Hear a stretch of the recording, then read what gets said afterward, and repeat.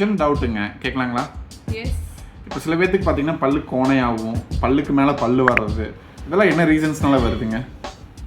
Actually வந்து இந்த மாதிரி வர டூத் எல்லாம் வந்து ectopic eruption of the tooth அப்படின்னு சொல்லலாம், எக்டோபிக் பொசிஷன் அப்படின்னும் சொல்லலாம். அதுக்கான நிறைய ரீசன்ஸ் இருக்குது. அதில் நம்ம ஒன் வந்து பார்த்தீங்கன்னா, இப்போ உங்களுக்கு டூத் வந்து எரப்ட் ஆகிறதுக்கு ப்ராப்பர் ஸ்பேஸே இல்லை, உங்கள் ஜா வந்து ரொம்ப குட்டியாக இருக்குது, ரொம்ப ஸ்மாலாக இருக்குது அப்படின்னா ஸ்பேஸ் இல்லாத போது கூட உங்களுக்கு அந்த மாதிரி கோணையாக டெவலப் ஆகும்.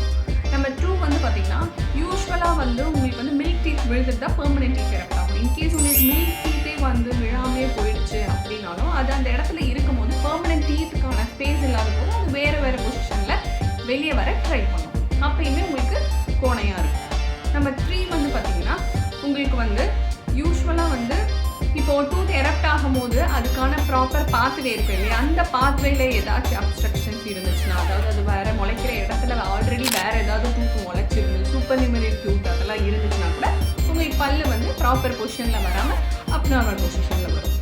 நம்பர் 4 வந்து பார்த்தீங்கன்னா, யூஸ்வலாக வந்து நம்மளுக்கு மில்க் டீத் விழுந்ததுக்கு அப்புறமா தான் வந்து உங்களுக்கு வந்து பெர்மனெண்ட் டீத் வந்து எரப்ட் ஆகும். சம்டைம்ஸ் மில்க் டீத் ப்ராப்பர் ஏஜில் வந்து விழாமல் ரொம்ப ஏர்லியாகவே விழுந்துருச்சு, இல்லை நீங்கள் ஏதாச்சும் டீகே வந்துட்டு மில்க் டீத்தை வந்து ரொம்ப ஏர்லியாக ரிமூவ் பண்ணிட்டீங்க அப்படின்னாலும் இந்த டைம் பீரியடில் எரப்ட் ஆகிற டூத்துக்கு முன்னாடியே வர டூத் எல்லாமே அந்த ஸ்பேஸ் ஆக்குபை பண்ணிடுச்சுன்னா கூட இந்த டூத்துக்கு ஸ்பேஸ் இல்லாத போது வெளியே வராமல் அதுவுமே வந்து வேறு இடத்துல முளைக்க ஆரம்பிக்கும். நம்ம 5 வந்து பார்த்திங்கன்னா ஹெரிடிட்ரி, அதாவது இப்போ உங்களுக்கு வந்து உங்கள் பேரண்ட்ஸ்க்கு, உங்கள் மதருக்கோ இல்லை வந்து உங்கள் ஃபாதருக்கோ டூத் வந்து நார்மலாகவே எரப்ஷன் வந்து கோணையாக இருந்துச்சு, அவங்களுக்கும் பல்லு கோணையாக முளைச்சிருந்துச்சு அப்படின்னா அப்பயுமே உங்களுக்கு வர்றதுக்கான சான்சஸ் அதிகமாக இருக்குது. உங்களுக்கும் இந்த மாதிரி டூத் ப்ராப்ளம் இருக்கா, உடனே போய் டென்டிஸ்ட்டை விசிட் பண்ணுங்கள். Because every smile deserves